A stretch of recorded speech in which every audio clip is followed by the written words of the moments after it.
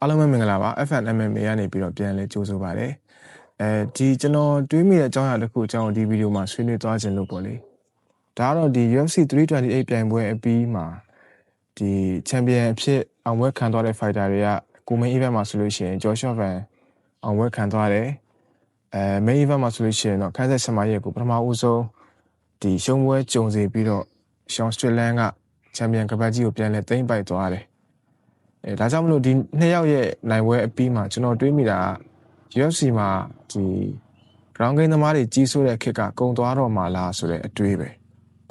UFC မှာဆိုလို့ရှိရင်အားလုံးလည်းသိတဲ့အတိုင်းပဲဒီ weight down 8ခုအထိရှိတယ်။ရင်တော့ weight down တော်တော်များများမှာတော့ ground game based ပြောရရင် BJJ Wrestling နဘန်းဒီဟာတွေကိုအားပြုပြီးတော့ဒီအားကစားနည်းတွေကိုအားပြုပြီးတော့ကစားတဲ့ fighter တွေကကြီးစိုးတဲ့ခက်တစ်ခက်ရှိခဲ့ဘူးလေ။ဒီ fighter တွေကကပတ်တွေတော်တော်များများကိုသိမ်းတယ် weight down တွေတော်တော်များများမှာကြီးစိုးနေကြတာဒါအားလုံးအသိပဲဒီအများမြန်မာဆိုလို့ရှိရင်လေ striker နဲ့ grappler တွေ့ရင်တော်တော်များများတော့ grappler သမားတွေပဲစားသွားကြတာမြင်မှုကြပါလိမ့်မယ်ဒီဘက်ခေတ်မှာတော့နည်းနည်းအပြောင်းအလဲက slightly difference ဖြစ်လာပြီအရင်လိုမျိုးအပိုင်ပြောလို့မရတော့ဒီ UFC 328မှာဆိုလို့ရှိရင်ကပတ်လူပွဲနှစ်ခုမှာဒီ ground game သမားတွေကြာရှုံးခဲ့ကြတယ်ပေါ့တက်စလိုတိုင်းတာကဒီ ground game ကစားတယ်ပြောရှော့ဗန်ကိုရှုံးတယ်ခန်းဆက်စမားရက်က ground game အားပြုကစားတယ်ရှောင်းဆွလန်းကိုရှုံးတယ်ဒါဆိုလို့ရှိရင်ဒီ UFC ဒီ flyweight တန်းစပြီးတော့ heavyweight တန်းအထိ champion တွေထဲမှာ ground game အားပြုကစားတဲ့ fighter ရယ် striking အားပြုကစားတဲ့ fighter ရယ်ဘယ်အရေအတွက်ကပိုများတယ်လဲဆိုပြီးကျွန်တော်တို့လိုက်ပြီးတော့ကြည့်ရအောင်ပထမဆုံးကတော့flyweight တန်းစလိုက်မယ်ပေါ့နော် flyweight တန်းမှာပန်တိုဂျာရဲ့ကြီးစိုးမှုကိုဂျော်ရှော့ဗန်ခြေဖြစ်ပြီးတဲ့နောက်ဒီစိန်ခေါ်လာတဲ့ဒိုင်ရာကိုလည်းသူ့ရဲ့ striking ကစားပုံကောင်းကောင်းနဲ့ဒီ submission defense ကောင်းကောင်းနဲ့အနိုင်ယူပြပြီးတော့ဒီ champion တရဖူကိုကာကွယ်နိုင်ခဲ့တယ်ဒါကြောင့်မလို့ဒီ flyweight တန်းမှာဆိုလို့ရှိရင်တော့ဂျော်ရှော့ဗန်က striking fighter striking champion လို့ပြောရမယ်ဒါဆိုရင် bantamweight တန်းကိုစဉ်းစားကြည့်အောင်ပါbantamweight တန်းမှာလည်းဒီမာရက်ဒီဗာလစ်ဗီလီကိုအနိုင်ယူပြီးတော့ချန်ပီယံအသစ်ပြန်ဖြစ်လာတဲ့ဒီဖြိုတာယန်ကလည်း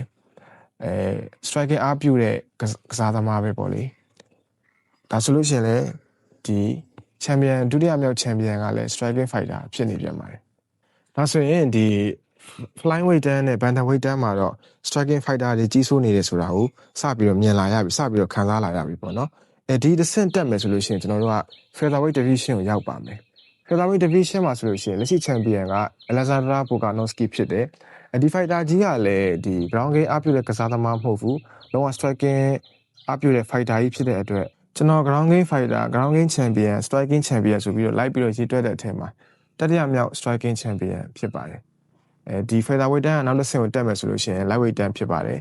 lightweight တန်းမှာဆိုလို့ရှိရင်လေယခုလောဆယ် champion ကပတ်ကိုကိုင်ထားတဲ့ fighter က Ilia Topuria ဖြစ်တယ်Ilia Topuria ကဒီနဘန်း background ကလာတာဆိုပေမဲ့ UFC မှာတော့stand fight တီးတဲ့ကိုပဲ boxing ဘိုင်းကိုပဲအားပြုပြီးတော့ကစားတဲ့ fighter ဆိုတာလူတိုင်းသိတယ်ဒါကြောင့်မလို့ဒီနံပါတ်4ယောက်မြောက် fighter ကလည်းကျွန်တော်ရဲ့စရင်မှာ striking အားပြုတဲ့ fighter ဖြစ်ပါတယ်ဝေးတန်း၄ခုလုံးမှာတော့ striking အားပြုတဲ့ fighter တွေပဲကြီးစိုးထားတယ်နောက်ဒါဆိုလို့ရှိရင်ဒီ featherweight တန်း lightweight တန်းပြီးတဲ့အခါမှာ welterweight တန်းကိုတစ်ချက်ကြည့်အောင် okay welterweight တန်းရဲ့လက်ရှိ champion Islam Makhachev ဖြစ်ပါတယ်Makhachev ကတော့ striking သမားမဟုတ်ပါဘူး ground သမားဆိုတော့ weight တန်း5ခုမှာstriking fighter က4ယောက် champion ဖြစ်ထားတယ်ground game fighter ကဒီ1ယောက် champion ဖြစ်ထားတယ်ပါအဲဆိုရင်ကျန်တဲ့ weight တန်း3ခုတွားပြီးတော့ကြည့်အောင် middleweight တန်းမှာဆိုလို့ရှိရင်ပူပူနွေးနွေးပဲ champion ဖြစ်ထားတဲ့ fighter ကဒီ Sean Strickland ဖြစ်ပါတယ် Strickland ကြီးကလုံးဝအသိသားရဗျာ striking ပဲလုံးဝဆော့တဲ့ fighter ကြီးဆိုတော့ကျွန်တော်ရေးတွက်ခဲ့တဲ့ fighter 6ယောက်ထဲမှာ9ယောက်မြောက် striking champion ဖြစ်ပါတယ်ဒါဆိုလို့ရှိရင် middleweight တန်းရဲ့တစ်ဆင့်ကိုတက်မယ်ဆိုလို့ရှိရင်တော့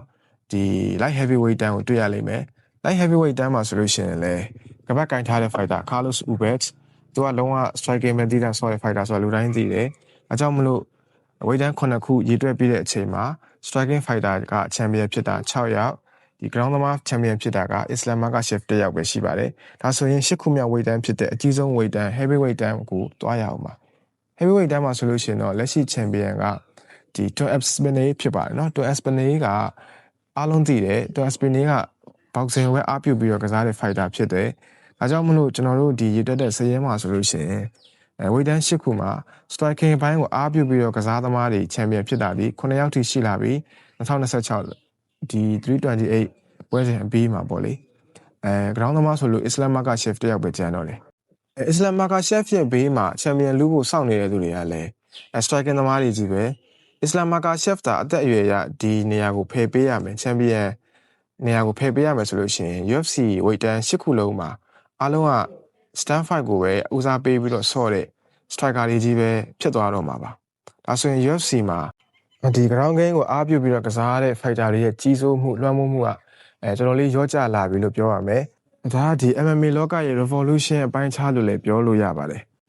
ဒီနှစ်ပိုင်းတွေမှာဆိုလို့ရှိရင်တော့ ground game သမားတွေရဲ့ champion ဖြစ်နှုန်းကတိတိကျကျတိုးတက်လာတွေ့ရတယ်